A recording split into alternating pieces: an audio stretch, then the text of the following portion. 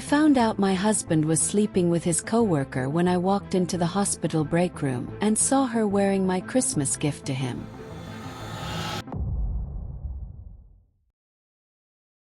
The silver watch I'd saved up for 3 months to buy him, the one with our initials engraved on the back, was dangling from her wrist like a trophy. I stood there frozen in the doorway of Northwest Regional Hospital, holding the lunch I'd packed for David because he'd texted me that morning saying he forgot his meal prep at home. The fluorescent lights buzzed overhead, casting that clinical glow that makes everything look washed out and surreal. But there was nothing surreal about what I was seeing. She was laughing at something on her phone, her scrubs hiked up slightly as she sat on the break room table, legs swinging. And there it was, my gift. My 3 months of overtime shifts at the salon. My carefully chosen inscription that read, D&M always. She looked up when she heard my sharp intake of breath. "Oh," she said, her face doing that thing people's faces do when they've been caught but are still calculating how much you actually know. "You must be Melissa." The way she said my name, like she'd heard it before, like David had talked about me in contexts I wasn't supposed to know about, made my stomach drop so fast I thought I might actually throw up right there on the linoleum floor. "I'm Natalie," she continued, sliding off the table with this casual confidence that made me want to scream. "David's told me so much about you." "I bet he has," I thought. "I bet he's told you all about his boring wife who does hair all day and comes home smelling like chemicals. I bet he's painted me as the obstacle, the old ball and chain, the reason he's so stressed and needs someone to talk to during those long night shifts." But I didn't say any of that. Instead, I heard myself ask, in this voice that didn't even sound like mine, "Where'd you get that watch?" She glanced down at her wrist, and for just a split second, maybe half a second, I saw something flicker across her face. Guilt. Panic. Then it was gone, replaced by this smooth, practiced expression. "Oh, this. It's my boyfriend's. He left it at my place and asked me to bring it to work so he wouldn't forget it again." She laughed, light and breezy, like we were just two girls chatting about nothing important. "He's always forgetting things." The lunch container slipped from my hands and hit the floor with a crack. Pasta salad exploded across the tiles in a mess of red and green and white. Neither of us moved to clean it up. "Your boyfriend," I repeated slowly. "Yeah." She was already backing toward the door. "Anyway, I should get back to my rounds. Nice meeting you, Melissa." She was gone before I could form another sentence, leaving me standing there in a puddle of Italian dressing and shattered Tupperware, my entire world tilting sideways. But I had no idea what was coming next. I drove home in complete silence. I didn't turn on the radio. I didn't cry. I didn't call anyone. I just drove through the suburban streets of our neighborhood with my hands gripping the steering wheel so tight my knuckles went white, past the Target where we did our grocery shopping every Sunday, past the Starbucks where David always got his grande dark roast before his shifts, past the elementary school where we talked about sending our future kids someday. That watch. That fucking watch. I'd bought it at Jared's during their holiday sale last December. I remembered standing in front of the display case for 20 minutes, trying to decide between the silver and the gold. I remembered the saleswoman with the too bright smile telling me about the engraving options. I remembered choosing our initials because I thought it was romantic, because I thought it would be something he'd keep forever, something he'd look at during his long shifts and think of me. I remembered his face when he opened it on Christmas morning, sitting cross-legged in front of our tree in his flannel pajama pants. The tree lights had made everything soft and warm and magical. He'd smiled that smile that made his eyes crinkle at the corners, the smile that had made me fall in love with him 7 years ago at a mutual friend's barbecue. He'd kissed me and said it was perfect. He'd put it on right then and never taken it off. Until apparently he took it off for her. When I got home, our house felt different. It's strange how a place can transform in an instant, how the same walls and floors and furniture can suddenly feel like they belong to a stranger's life. I walked through our living room, past the couch we'd picked out together at Ashley Furniture, past the gallery wall of our photos, our wedding, our trip to Colorado, last Thanksgiving at my parents' house. All of it felt like set decoration now, like props in a play I hadn't realized I was performing in. I went straight to our bedroom and opened David's nightstand drawer. I don't know what I was looking for exactly. Evidence. Confirmation. Some kind of proof that what I suspected was real and not just my paranoid imagination running wild. My hands shook as I rifled through the contents. Chapstick. Bare chargers. Half-empty pack of gum. His passport. Old receipts. And then, tucked in the very back beneath an old issue of Men's Health magazine, I found it. Card. One of those generic ones you can get at CVS, with roses on the front and "Thinking of you" printed in swirly cursive. I opened it with trembling fingers. David, last night was everything. I can't stop thinking about you. Can't wait until Tuesday. The handwriting was loopy and feminine. The kind of handwriting that dots its eyes with little circles. There was a lipstick kiss at the bottom, a perfect pink imprint of lips that weren't mine. I sat down hard on the edge of our bed, the bed we'd slept in for 4 years, the bed where we'd made love and had lazy Sunday mornings and recovered from the flu and talked about our dreams, and I let the card fall from my hands onto the carpet. Tuesday. Last night. I can't stop thinking about you. What I found later still haunts me. The past 6 months started replaying in my head like a movie I'd seen but hadn't really been paying attention to. All those extra shifts David had suddenly needed to pick up. All those times he'd come home later than expected, smelling like hospital soap and exhaustion, kissing me on the forehead and heading straight to the shower. All those nights when he'd been too tired to talk, too drained to do anything but eat dinner in front of the TV and fall asleep by 9. There's been a staffing shortage, he'd explained back in June when the late nights started becoming regular. They need all hands on deck. The overtime pay is insane though. We'll be able to afford that trip to Hawaii next year. I'd believed him. Of course I'd believed him. He was a nurse. Staffing shortages were real. Healthcare workers were burned out. It all made perfect sense. Except now I was remembering other things too. How he'd started keeping his phone face down on the table. How he'd changed his passcode and said it was because of some security breach at work. How he'd suddenly become interested in going to the gym before his shifts, when for years he'd been a "maybe I'll work out this weekend" kind of guy. How he'd bought new cologne. Something expensive that I'd complimented him on, that he'd said was just something he grabbed on a whim at Macy's. How he'd started talking about Natalie. Just casually. Just in passing. This new nurse, Natalie, said the funniest thing today. Natalie recommended this podcast. Natalie thinks we should change the way we do handoffs. I'd even met her once before, briefly, at the hospital Christmas party last year. She'd been new then, fresh out of nursing school, all bright-eyed and enthusiastic. Pretty in that effortless way some women are, with long dark hair and a smile that made everyone around her smile too. David had introduced us, and I'd thought nothing of it. Why would I? I talked to her for maybe 5 minutes about how she was liking the job, and then I'd moved on to chat with some of the other staff spouses. And that was only the beginning. I don't know how long I sat there on the bed, staring at nothing, trying to reorganize my entire reality. Eventually I heard David's key in the front door. His shift must have ended early.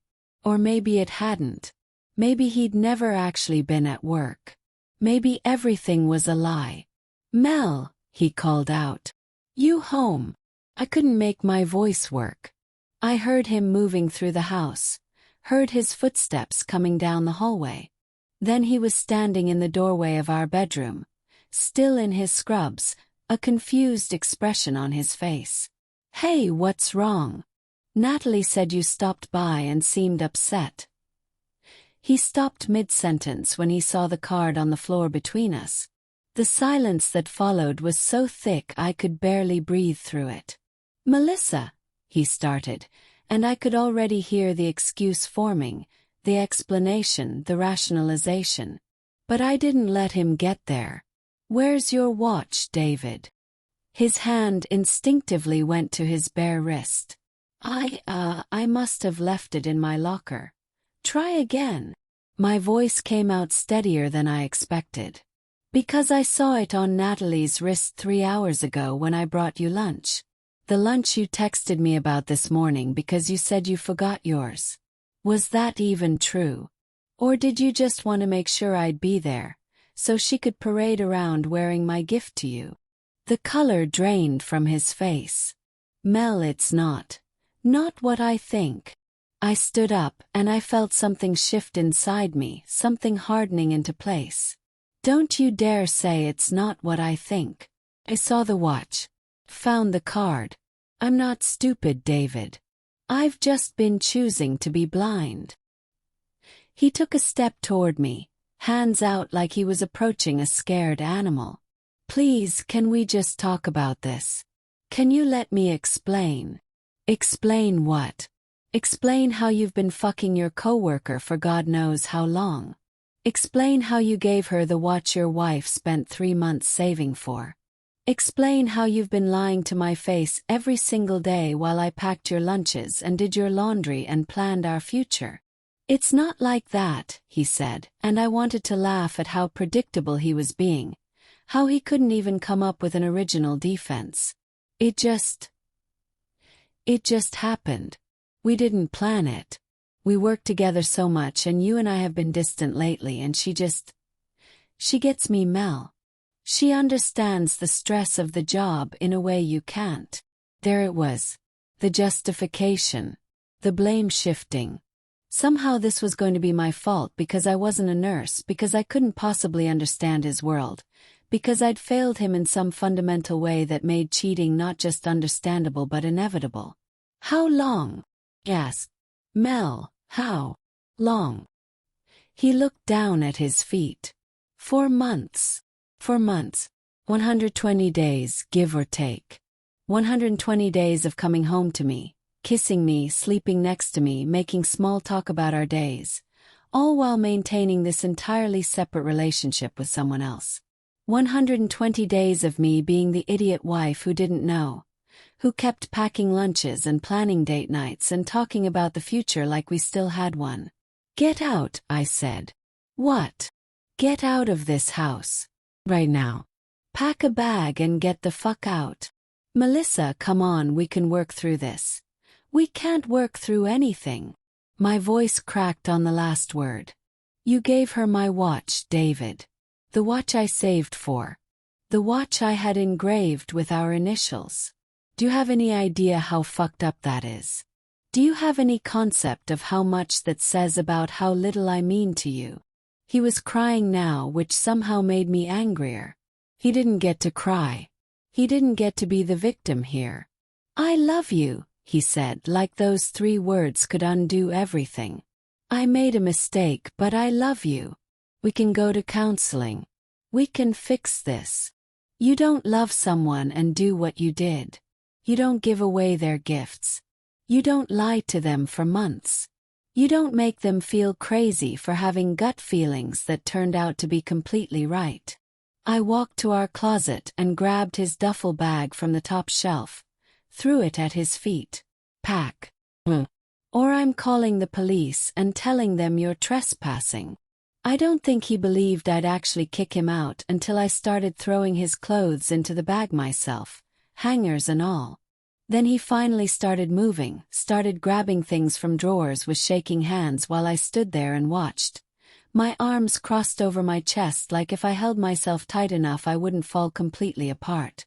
When he was done, he stood there in the doorway with his bag, looking at me like he was waiting for me to change my mind, to break down and beg him to stay. I didn't. "I'll stay at Jake's," he said quietly. But we need to talk about this. Really talk. When you've calmed down. When I've calmed down. Like this was an overreaction.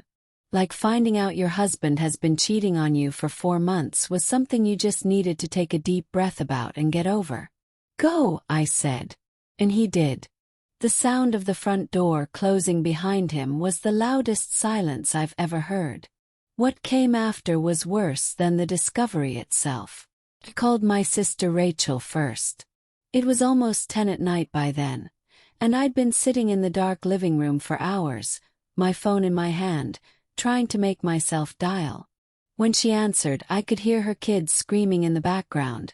That chaos of bath time and bedtime routines that used to make me envious in a wistful, someday that'll be kind of way. Mel. What's up? Kind of a crazy time here. David's been cheating on me. The words came out flat, emotionless, like I was reading from a script.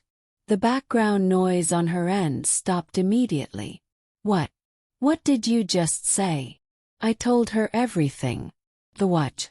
The card. The 4 months. The other woman's name. By the time I finished, I was crying so hard I could barely breathe, and Rachel was crying too, and she was saying, "I'm coming over right now, don't move, I'm getting in the car." She showed up 30 minutes later with a bottle of wine, a pint of Ben & Jerry's, and a look of pure rage on her face. "I'm going to kill him," she said as she walked through the door. "I'm legitimately going to kill him. Where does this Natalie live? Do we know where she lives?" Despite everything, I almost laughed. "We're not going to kill anyone. Speak for yourself."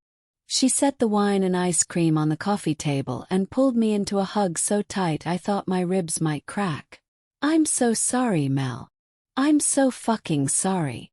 We stayed up until 3 in the morning, drinking cheap Merlot and rage-eating ice cream straight from the container. Rachel wanted to know every detail, wanted to dissect every moment, every red flag I'd missed. And there had been so many. How had I not seen them? How had I been so goddamn blind? "Because you trusted him," Rachel said, her hand on mine. "Because that's what you're supposed to do when you're married to someone. You're supposed to be able to trust them. This isn't your fault." But it felt like my fault. It felt like I should have known, should have caught on sooner, should have been more suspicious when he started coming home late, should have questioned the sudden need for extra shifts, should have noticed that he'd stopped really looking at me the way he used to. Over the next few days, I learned more than I ever wanted to know. I went through David's phone records. He'd never changed the password to our shared Verizon account. Hundreds of texts to Natalie's number. Calls that lasted 30, 40, sometimes 60 minutes, mostly during times when he was supposedly at work, but I was seeing now that many of them happened when he told me he was running errands or going to the gym. I checked our credit card statements and found charges I didn't recognize.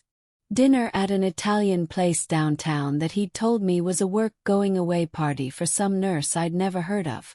A hotel room in the city. A last-minute thing for a mandatory training seminar. Flowers from 1-800-FLOWERS that I'd never received. I even broke down and created a fake Instagram profile to look at Natalie's social media. She had it set to private, but I could see her profile picture clearly enough. Her in what looked like David's living room at his buddy Jake's place, the one where he was supposedly staying to give me space. She was wearing one of his hoodies.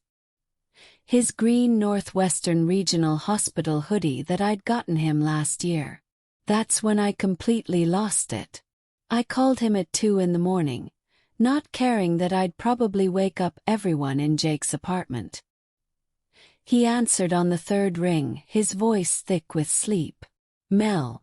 What's wrong? Is she there right now?" "Yes." "Is Natalie there with you?" Silence. "Answer me." "Yes," he finally said. "Yes, she's here." "But Melissa..." I hung up. I threw my phone across the room and watched it hit the wall and crack. Then I screamed into a pillow until my throat was raw and my voice was gone. Then I cried until there was nothing left inside me except this hollow, aching emptiness. He'd moved her in. Less than a week after I kicked him out. He'd already moved his mistress into his temporary living situation. They were probably sleeping in the same bed, probably doing all the intimate couple things that I'd thought belonged to us. Maybe she was wearing my watch while she slept. The next morning I called out sick from work. Then I called out the day after that. Then I stopped calling altogether and just sent my boss a text. Family emergency. Need a few weeks. She responded with, take all the time you need, and 3 heart emojis, which somehow made me cry all over again. I existed in this weird liminal space where days bled into nights and nothing felt real. Rachel came by every day, sometimes bringing food I couldn't eat, sometimes just sitting with me in silence. My mom drove up from Florida and stayed for a week, sleeping in the guest room and trying to get me to shower, to eat something, to please just talk to her about what I needed. But I didn't know what I needed. I didn't know anything anymore. David kept texting me. Long paragraphs about how sorry he was, how he never meant for this to happen, how he wanted to work things out, how what he had with Natalie wasn't real love. It was just something that happened in the stress and chaos of work. You're my wife, one text read. That means something to me. That means everything. Please don't throw away 7 years because I fucked up. Because he fucked up. Like it was one mistake, one momentary lapse in judgment, not 4 months of deliberate choices to betray me every single day. I didn't respond to any of them. My therapist, I'd started seeing 1-2 weeks into this nightmare, said I was in shock. She said my brain was protecting itself from processing the full weight of the trauma by shutting down, by going numb. She said eventually I'd move through the stages of grief, that I'd get to anger, to bargaining, to whatever came next. This is a death, she told me during one session. The death of your marriage as you understood it, the death of your future as you'd imagined it. You need to let yourself mourn that. So I did. I mourned in the middle of Target when I walked past the men's section and saw the same flannel pajama pants David had been wearing on Christmas morning. I mourned when a patient at the salon asked me how my husband was doing and I had to smile and say, he's fine, because I couldn't bear to get into it. I mourned when I saw couples holding hands at the grocery store, when I heard love songs on the radio, when I passed the restaurant where David and I had our first date. Everything was a trigger. Everything hurt. But slowly, day by day, something started to shift. The numbness began to crack, and underneath it was rage. Pure white-hot, clarifying rage. I hired a divorce lawyer. A good one, the kind with a corner office and a reputation for taking men to the cleaners. She listened to my story with a neutral expression, taking notes on a yellow legal pad, and when I finished she looked up and said, "We're going to make sure you get everything you deserve." I changed the locks on the house. Packed up David's remaining belongings, the things he hadn't grabbed that first night, and left them on the front porch. Texted him a photo. "Your stuff's outside. Pick it up by Friday or it's going to Goodwill." I blocked Natalie on every platform I could find her on. Not because I was afraid of what she might say, but because I didn't want to give her the satisfaction of knowing I was looking. Told everyone. Our friends, my family, his family. I didn't sugarcoat it. I didn't protect him.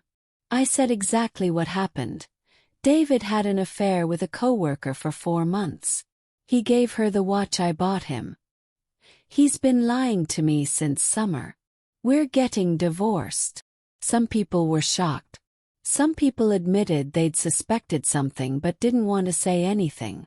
Some people chose sides. Most chose mine, but a few of David's longtime friends stopped returning my calls, and that hurt too, realizing that even in the clearest cases of wrong and right, some people would still rather maintain neutrality than stand up for what's true. His mother called me crying, apologizing, saying she didn't raise him to be like this. "You were always too good for him," she said, which was both comforting and devastating because if that was true, why had it taken him destroying me for her to say it out loud? 3 months after everything fell apart, I went back to work. My first day was terrifying. I felt like everyone was staring at me like they all knew and were judging me for it. But my coworkers wrapped me in hugs and told me how strong I was, and my first client of the day, an older woman named Patricia who'd been coming to me for years, held my hand and said, "Baby, I've been divorced 3 times. You're going to survive this. You're going to do more than survive. You're going to bloom." I didn't believe her then. But I wanted to. The divorce proceedings were brutal.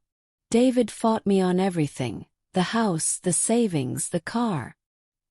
He wanted to split everything 50-50.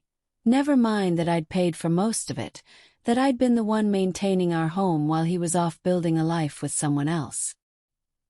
"He's claiming the affair is irrelevant to asset division," my lawyer explained during one of our meetings.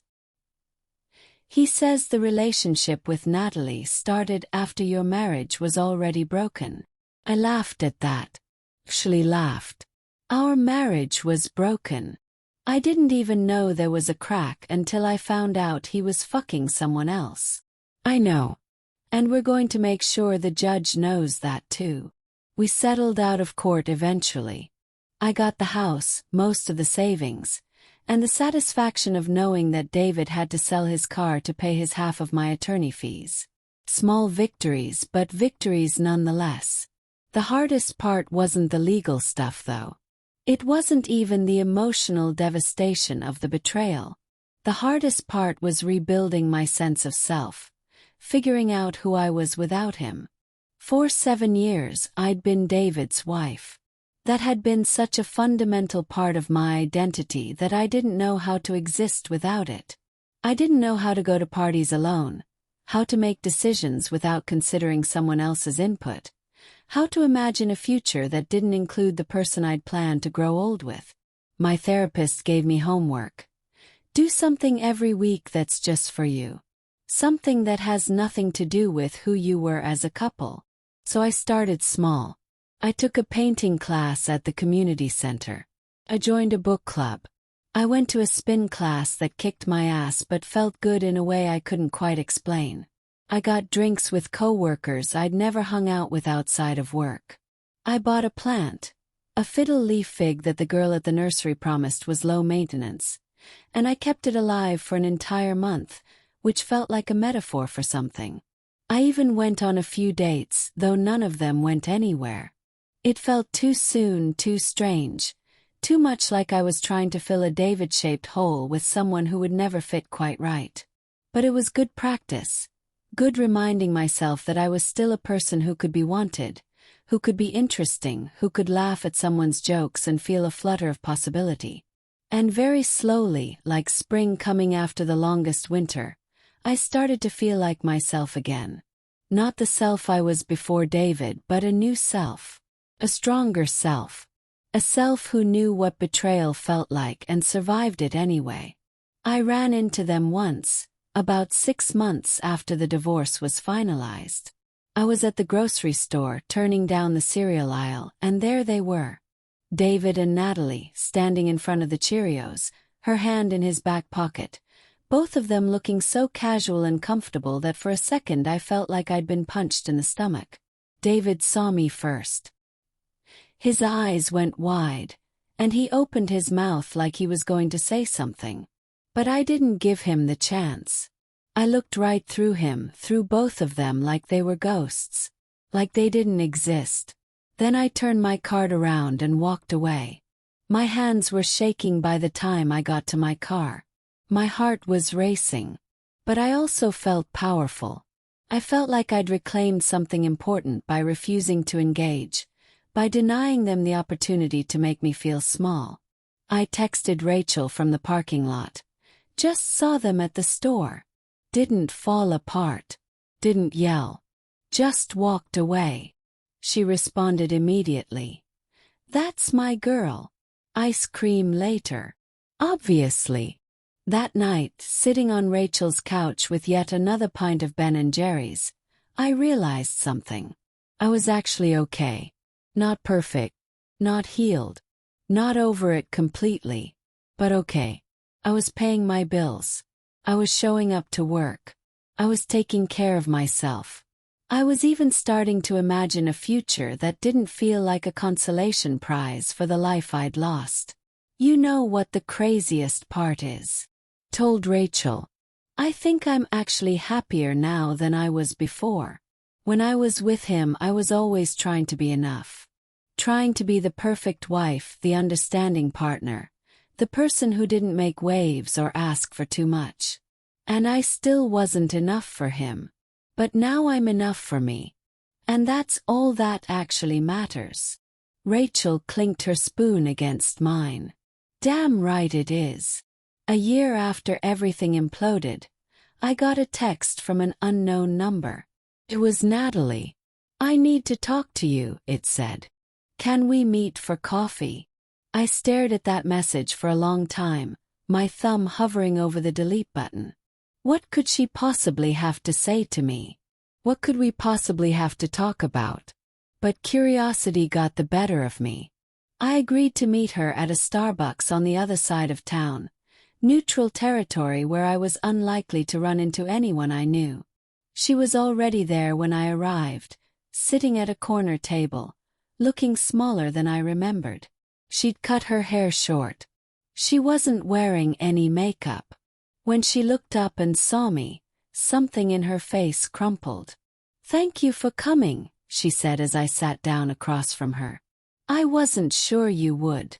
I'm not sure why I did, I answered honestly. She twisted her hands together on the table, and that's when I noticed she wasn't wearing the watch.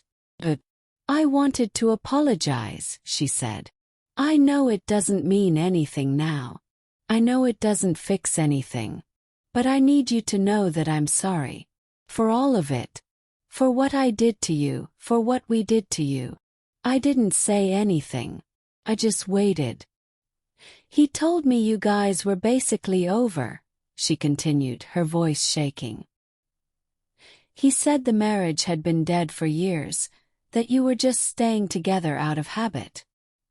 He made it sound like I wasn't breaking anything, like I was just there to pick up the pieces of something that had already fallen apart. I laughed, sharp and bitter. And you believed him. I wanted to believe him. She looked down at her hands. I'm not trying to make excuses. I knew he was married. I knew it was wrong. But I told myself this story where I was the hero, where I was saving him from this loveless marriage, where once you found out you'd be relieved because you'd been just as unhappy as he was. I wasn't unhappy, I said quietly. I was completely in love with my husband. Right up until the moment I found out who he really was. She nodded, tears streaming down her face now. I know that now. Because he did the same thing to me. I felt something cold settle in my chest. What? There's someone else, she said. Another nurse. Younger. He said the same things to her that he said to me about you. That we'd grown apart.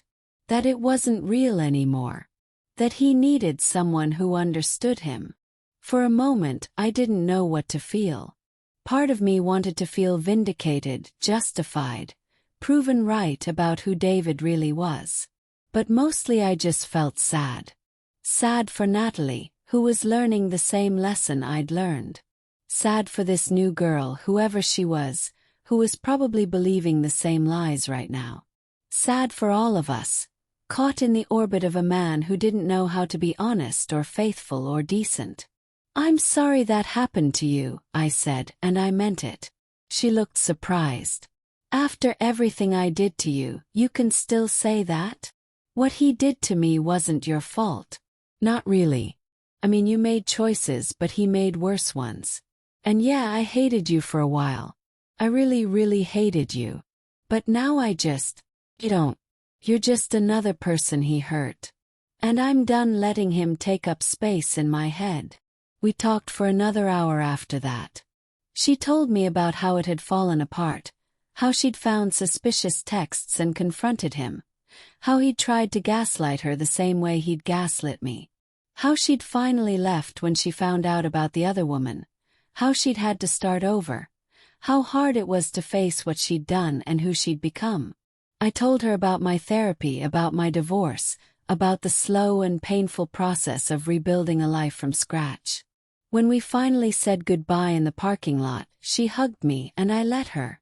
"Thank you," she said, "for not hating me, for seeing me as a person. We're all just people," I said, "trying to do our best and fucking it up sometimes. That's all any of us are." I drove home feeling lighter than I had in months. Not because I'd forgiven David. I wasn't sure I ever would, wasn't sure I needed to. But because I'd reclaimed my own story.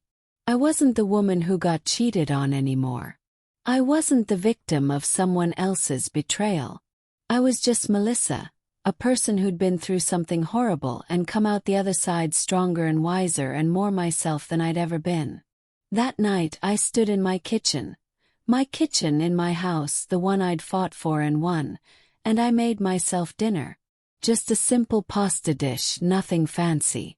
But I set the table with real plates and a real napkin.